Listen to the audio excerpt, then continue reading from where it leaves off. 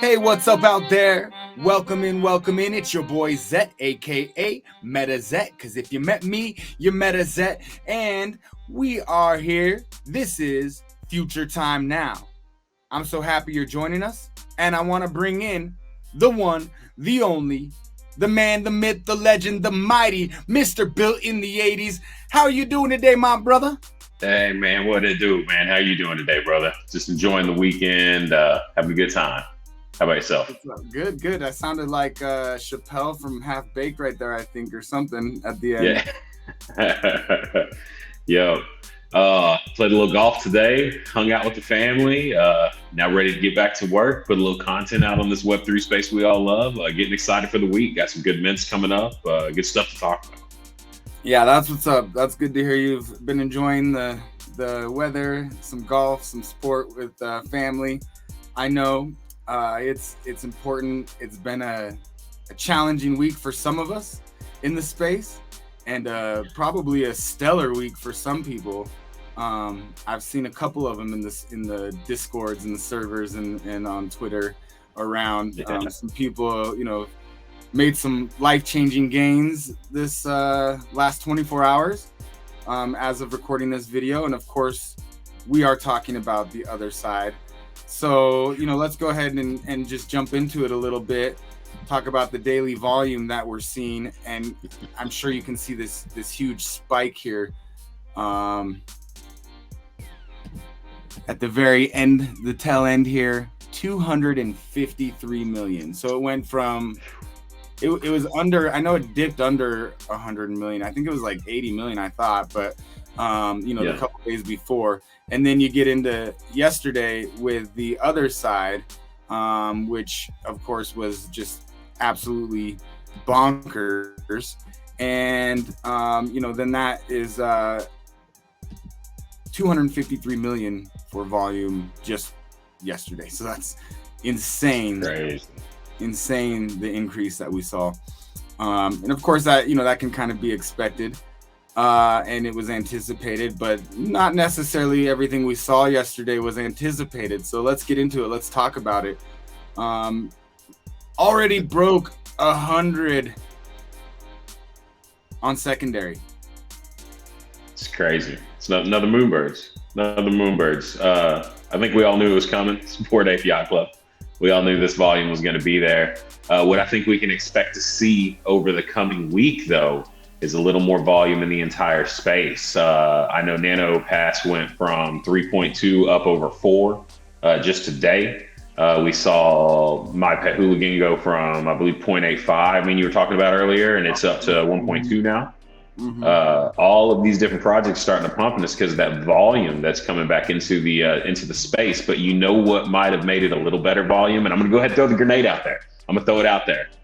If they would have used the 721A contract on the land and saved all that gas, we might have had more volume come into this space, but didn't happen that way. So sad to see.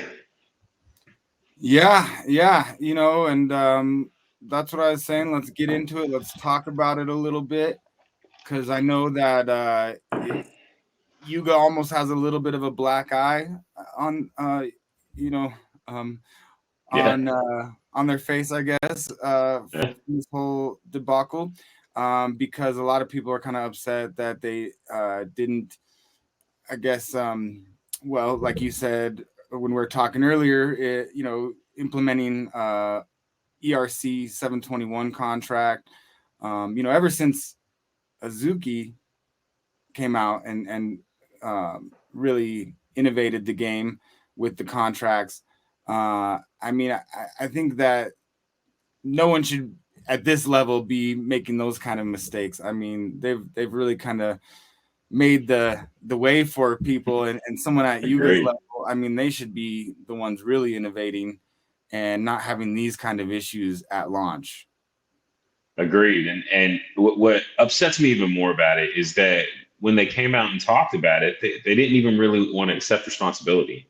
It was more, this is why we need our own chain. This is why Ethereum is wrong, per se, which we all know that Ethereum gas is crazy. I mean, NFT space is the main contributor to burning Ethereum for gas, but just think that it's crazy that instead of taking responsibility for it, and instead of taking responsibility that, hey, we messed up as a company and did not put this in the 721A contract. Like, we should have done that. We should have done that for our consumers. And they didn't. They said that this is an Ethereum problem. This is shows more why we need our own chain. And I'm just not a fan of that. Like, let's accept responsibility. Let's move on from this, and let's get better about it as a company. This by no means means that I don't believe in Yuga Labs and Bored Ape Yacht Club and that whole company. I just think that they made a mistake, and I would have rather them seen accept responsibility for that mistake and move on from it rather than trying to blame other people for it. Yeah, 100%. I mean, it was a little, I guess, tone deaf. It felt a little tone deaf when they came out with that response. And I know a lot of people were frustrated with the whole experience. You know, what's crazy is just the amount of gas that was burned through the minting of this in that couple hours. It was over 100 million, right? Something over $100 million in gas. I think it was like 185. I mean, and that's what I'm saying. To me, like, especially Bored Ape Yacht Club and Yuga Labs, they are a milestone in this space and the center point of this ecosystem that we call the NFT space and Web3. And I just feel like they should have known better than to take that much liquidity out of the space that could have come in and grown it even more and helped everybody flourish in the Web3 space. You know, that, I guess that's where I'm more irritated about it all. Yeah, no, definitely. I mean, that is a lot of ETH that could have went into other projects, really great projects with a lot of promise, a lot of potential, and all of that is just, you know, sucked out of the market, is just taken right out. So it definitely hurts. You know, yesterday was a huge event, and it's kind of like a double-edged sword. It was really exciting. It was really great to see the demand for the land and for the BAYC, just the whole ecosystem, and people wanting to get into that ecosystem. So that's really awesome, and that's really exciting to see. Yeah. Now on the flip, there's some things that, you know, a lot of us who aren't, you know, in it to that degree, so maybe we don't know all the nuances necessarily, so it's easy for us to say. However, you know, I think that it is somewhat safe to say that you know, they could have done better. They should have done better with their standing in the space. But let's go on the positive side of it now, though. Well, let's go on the positive side. We just saw a 100K set sell out. Like, it hadn't sold out yet because we still have the free mints happening from the Bored Ape Yacht Club and Mutant Ape Yacht Club members.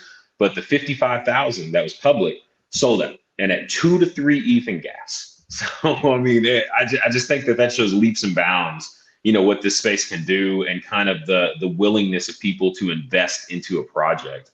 And also, as you're showing the art doesn't look bad. I like the land. I think it looks all right. I think they're going to do something good with it. So, and these are some of the recent highest last sells, which 150, 75. What do you make of that? But anyway, if you look at this, these are crazy, these numbers here on some of these sells, right? And you had about a 10% chance of landing a coda. And, you know, so I imagine that a lot of these probably are ones that had coda on the land. And yeah, the art's cool. It should be mentioned that, you know, so here's a coda, right? There's a little number for the coda, and there's a land with the coda. And right now they have an offer of 116K. It just sold not too long ago for 100 ETH. So my God, a pretty bag, pretty nice little bag there for someone. So yeah, life-changing money, obviously, for anyone who's able to get into it. Continuously life-altering money for people who've been in the BAYC ecosystem. I mean, it's just quite clear anyone who was able to get in early and picked that horse is a winner, and is going to continue to be a winner, and just have loads of money just drop from the heavens to them every few months. There's one sure thing with the Bored Ape Yacht Club community, and it's gonna make you wealthier. Yeah, so, you know, so that's just a little big event, probably the biggest event that we'll see this year. I mean, it's still early, but Yeah. obviously it's a big deal, probably the biggest deal of the year, like I was mentioning, and like you mentioned, Moonbirds type volume. In fact, they actually surpassed Moonbirds in the 24-hour volume with that, on secondary. So in less than 24 hours, they actually surpassed Moonbirds. Yeah. So it's just pretty nuts to think about, that kind of interest, that kind of volume, and hopefully we're seeing a lot of new eyes and new money into the space. With Moonbirds, you saw a lot of VCs jump in, and hopefully here you saw a Yep. lot of more of that, and again, more people getting into the space, bringing more interest. So anyway, that was the big event this last week, and it's still going to shape the market and shape the space going forward for some time. I'm sure of that. Yep, I really feel like this last week, I mean, this is what it was all about. There really not much else went on in the space. Everybody was kind of holding their breath for when the mint started happening on Saturday. And then when it did, everything broke loose. So Yeah. it was fun to watch. What's been fun to watch or nice to watch is that we've been seeing a lot of volume pump back into solid projects as well. Yeah, that's been great. Not all of my bags, which, it's clear to me now that I have a good amount of bags that are not necessarily solid, but I do have some good bags that I'm proud of and happy to see get a little life pumped back into them as well. And so I think we'll see that continue on as well, especially when you're seeing 100 ETH, someone just made. They're probably putting some of that back into the secondary market, or putting that back into the space, I'm sure. So, you're gonna see a lot more of that, a lot more medium, mid-tier, projects, potential blue chips. See a lot more of that secondary volume. So, one more thing I wanted to mention for the recap from this last week, because last week I know we mentioned a upcoming potential project, and that's the Ninja Turtle project. This one hurts a little bit to talk about. Did you hear that? Not so legit after all. Yeah. I mean, I don't know. It was early. They put the paperwork out in a big thread, and I read it, and I mean, it looked good to me. I was in the Discord. I mean, it was running all right. But what are you going to do? Projects like that happen, and at least they came out and were honest that they didn't have the IP rights. I mean, whether they did that because the Twitter account was suspended or not, we'll never know. But they did tell everybody in the Discord that the IP rights were not there, and their lawyer informed them of that. So at least they didn't try and go on with the project under false pretenses. They they knew the time was limited, or it was coming down. They weren't going to be able to keep on the charade for much longer, I think. Much like Nato, right? We saw a similar kind of situation a while back. That one was a little more cringe, even, and more sus. This one, sus too. Yeah. This can make me super fearful of any super big names that come out from the 80s and 90s. Now I'm just going to be fearful of all of them. Like, I'm going to need to see all the paperwork and signatures, and you're just going to have to show me that you got the rights now. That, and then also I don't trust celebrities anymore. Not that I ever did, but in this space, you see a celebrity attached, like, I don't know. Think about that one. But as far as that one, you're right. Absolutely. It was still early. We wanted to mention it because loads of potential if it was legit, and it did look really exciting. It touched to our background and our heartstrings, and so we're excited about it. We wanted to bring it to our people. If it does have potential, but you're exactly right. It's really early, and you just never know. With some of these projects, you got to get in early and hope they're good and hope they're legit. And if they are, if you're able to get in early, that could be really awesome for you. And if not, you just bail, get out the Discord. And we just always got to do your research and continue to do your own research. Our lawyer hadn't made their way all the way through all the documentation yet. We were still waiting to hear back from our attorney to make sure they were on the up and up. So no, but for real, do your own research. Always, of course, nothing on this show is ever financial advice. And this NFT space is extremely risky. You know, always protect your money, always protect your bags, always protect your ETH, and never invest anything that you're not willing or able to lose. Because you never know. Even if someone's presenting legal documentation that they're able to say our attorneys, you know, crossed all the T's and dotted all the I's, and it looks on the up and up to you. I mean, I've seen things come out after mint, later after the fact, that it's revealed that it was a whole web of lies, or you know, that they were not in fact on the up and up. So it's interesting to see. I always did have kind of a second guessing feeling about that project. You know, I definitely was looking at them sideways, but when they came out with that documentation showing that they had the IP rights and everything, I was like, okay, well then we'll see where this goes. And definitely excited to get in on something like that, you know, that speaks to your upbringing and childhood. But anyway, you know, going back to that, bummer to see, but you know, don't be surprised when you see some stuff like that out there. You know, you got to be on your toes in this space. Yep, for sure. So always do your own research and make sure you have good entry and exit points to anything you're doing. Yeah, that's the truth. So yeah, we're just gonna keep it moving, and you know, that was pretty much the recap of last week, what we saw going on last week.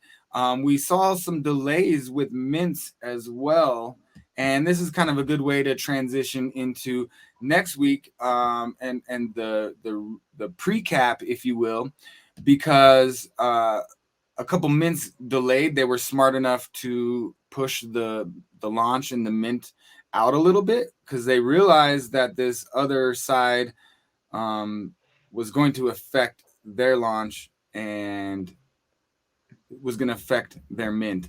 And so they pushed it out, which I think was really smart and wise. I saw a couple other mints not do that, a couple other projects, a couple I even had the waitlist pre-sale spot for, and I guess they decided they thought they were going to see some of that high secondary action, you know, some of that money being pumped back into the market after the land sale.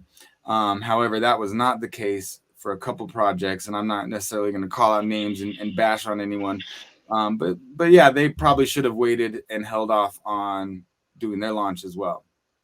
So one project that is pushing out their launch till next week is actually Lo-Fi Originals. We've brought this project up before. Really awesome project. I'm super stoked on it. I think the artwork is super dope. Really dope. It's that walking meta, but they're doing it a little different, doing their own spin on it. Lo-fi music is the theme and the thread, and the art's just stellar. And so just trying to give you a little glimpse. This is one of the legendaries. They gave us a little sneak peek of this last week. And again, they moved their mint out to next week, May 3rd. So that's probably the smart decision to do. Right. We'll just go ahead and pause it because we're having some issues. Obviously, I'm having some issues with my connection here. I need to update that router or whatever.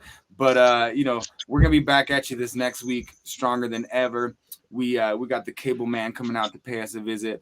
But yeah, Lo-Fi Originals, they're pushing it out till May 3rd, which is when they're gonna drop their launch, and the mint price is gonna be 0.09 for Lo-Fi Originals. So I just wanted to mention that one. They're gonna push that one out coming up here real quick. And then other than that, we also got Black Paris. They also pushed out their launch date. So both of those were supposed to launch on the 29th, I believe, or was it the 30th? Either the day before or the day of. And again, they were smart enough to see the writing on the wall that would have just absolutely obliterated any real chance of doing really great. I think. I mean, I don't see anyone being able to really have a successful launch during that period. What do you think? Yeah, this is gonna be real hard, especially when 3 ETH and gas. Like, how are you gonna be a normal project and and be able to launch and sustain that and try and sell out a project, get the funding for your project. It's just, I think these projects made a smart decision to do it. I'm really excited about this Black Paris. I think this is a new meta coming on. I think the high fashion, clothing industry getting in. We've seen it with Adidas, and they're probably going to put the tracksuits out with their stuff. Just the linking of in real life benefits to this digital life benefits is kind of what's coming through. And I love seeing these high-end clothing brands get in. It's real nice. Dolce & Gabbana just did their drop last week, did real well. Everybody's loving that. I really wish I could have got in on that. But they're doing real well right now. So I just think these are going to be the meta going forward. And it's good to see because these are in real life companies that have backing, that have fans, that have people that want to see them succeed. And they have a reputation on the line. They're docs. These are projects are going to do well. They're going to be there for the long term. And they're smart businesses to invest in. So just be looking out for them. Yeah. And as you can see, this is the style of art, 3D art, which I don't hate, Chris Brown there, I guess he's on board. But, it's 3D art, but it's not really just the 3D art. Like you mentioned, fashion brand.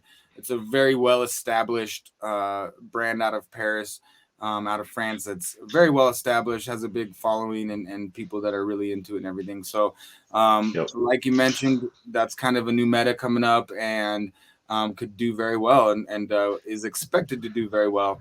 I'm lucky enough to have a pre-sale spot, so I expect it to do very well. I'm very hopeful at least that it will. So one more project to mention that is coming up in the next week, and I'm sure you've heard of it, and if you haven't, you need to. That's why we got to mention it, and that's Phantom Network, aka PXN.